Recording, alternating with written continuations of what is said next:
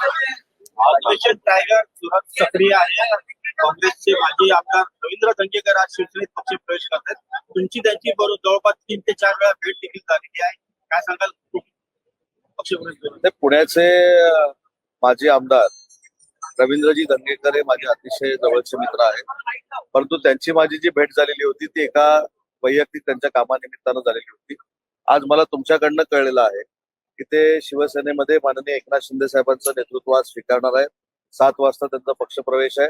त्यांचा आम्ही सगळे मिळून त्यांचे सहकारी म्हणून माननीय एकनाथ शिंदे साहेबांचं नेतृत्व स्वीकारल्याबद्दल त्यांचं आम्ही अभिनंदन करणार आहोत आणि त्यांना शुभेच्छा देणार आहोत. तुम्ही अनेक नेत्यांच्या व्यक्तिगत घेतलाय नेत्यांच्या अधिवेशन काळामध्ये लवकर पक्ष प्रवेश करू शकतील. ऑपरेशन टायगर महत्वाचे टायगर मी असं नाही, आम्ही सगळेच महायुती स्ट्रॉंग होण्यासाठी प्रयत्न करतोय. भाजपाचे पदाधिकारी भाजप स्ट्रॉंग होण्यासाठी प्रयत्न करतात. माझ्यासारखा कार्यकर्ता एकनाथ शिंदे साहेबांचे हात बळकट करण्यासाठी काम करतोय. अजितदादांचे कार्यकर्ते अजितदादांसाठी काम करतायत. त्याच्यामुळे हे सगळे प्रवेश झाल्यामुळे महायुतीचीच ताकद वाढणार आहे आणि महायुतीची ताकद वाढण्यासाठी आम्ही सगळे प्रयत्न करतोय. परंतु आजचा प्रवेश जो आहे हा दंगेकरांचा माननीय डायरेक्ट शिंदे साहेबांच्या नेतृत्वाखाली होतोय आणि त्या प्रवेशाला आम्ही सगळे शिवसेना म्हणून शुभेच्छा देतो. आज अर्थसंकल्प बसलेले काही आमदार तुमच्या सत्ताधारी विद्यमान आमदार नाही. आपल्याला आठवत असेल मी 1 महिन्यापूर्वी आपल्याला असं सांगितलं होतं की 90 दिवसामध्ये 10 ते 12 माजी आमदार हे एकनाथ शिंदे साहेबांचं नेतृत्व स्वीकारणार आहेत. मला असं वाटतं की रत्नागिरीतले 2 आमदार सुभाषजी बने, राजनजी साळवी यांचा ऑलरेडी प्रवेश झालेला आहे.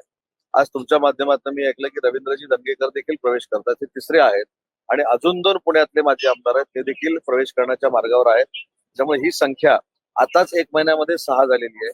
आणि अजून एक जबाबदारीने सांगतो की मराठवाड्यामध्ये काही लोक जे युबीटी मधनं लढली, काही लोक एनसीबी मधनं लढली, म्हणजे अजितदादांच्या नाही पण दुसऱ्या एनसीबी मधनं लढली, ज्यांनी 1-1.5 लाख मतं मिळवलेली आहेत.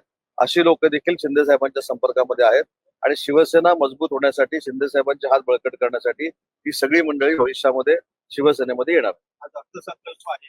कोकणाला काय मिळणार? कोकणचा कोस्टल रोड हा एक महत्वाची कोस्टल रोडला आज काय मिळेल याच्यापेक्षा माननीय मुख्यमंत्री एकनाथ शिंदे साहेब असताना कोस्टल रोडचे जे पूल प्रलंबित होते त्यांना पैसे मिळालेले आहेत. त्यांची कामं देखील आता 1-2 महिन्यामध्ये सुरू होतील. ग्रीनफील्ड जो रस्ता आहे तो देखील MSRDC मधनं केला जातोय.